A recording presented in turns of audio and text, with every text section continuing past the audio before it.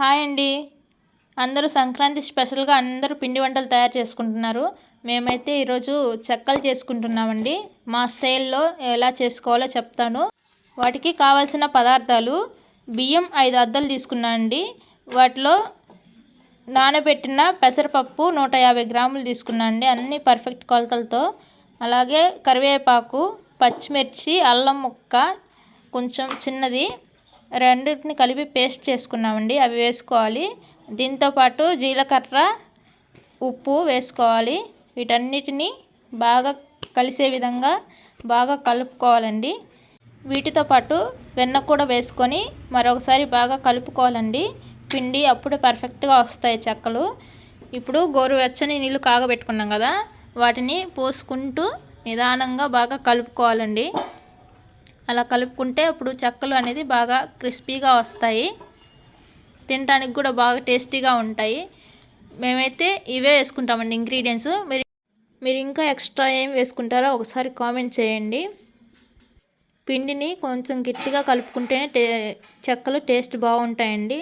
So ఇలా రావాలి పర్ఫెక్ట్గా పిండి అనేది, అప్పుడే చెక్కలు బాగుంటాయండి. వీటిని ఒక 10 నిమిషాలు పక్కన పెట్టుకోవాలి. ఆ తర్వాత మరొకసారి బాగా కలుపుకుంటే చెక్కలు బాగా వస్తాయి. మీరు ఇంతవరకు కానీ చూసుంటే నచ్చితే ఒకసారి లైక్ చేసుకోండి, షేర్ చేయండి. వీడియోలో చెప్పినట్టు మరొకసారి బాగా కలుపుకోవాలండి. కలుపుకొని ఉండలు చేసి పెట్టుకోవాలి. నిమ్మకాయ అంత సైజు సరిపోతుంది చెక్కలకి. బాగా కలుపుకోవాలి, అప్పుడే పర్ఫెక్ట్గా వస్తుంది.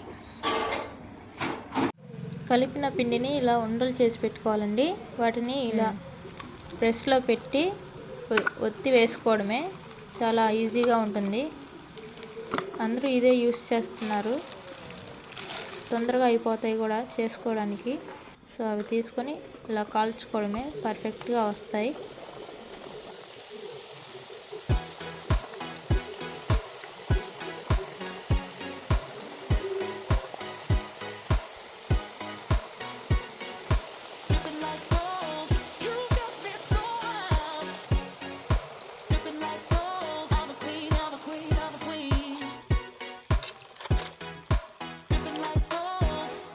ఇలా బాగా కాల్చుకొని ఇంకా పక్కకు తీసుకోవడం అండి. పర్ఫెక్ట్గా చెక్కలు అయితే రెడీ అయిపోయాయి. మా ఛానల్ సబ్స్క్రైబ్ చేసుకొని లైక్ చేయండి, షేర్ చేయండి.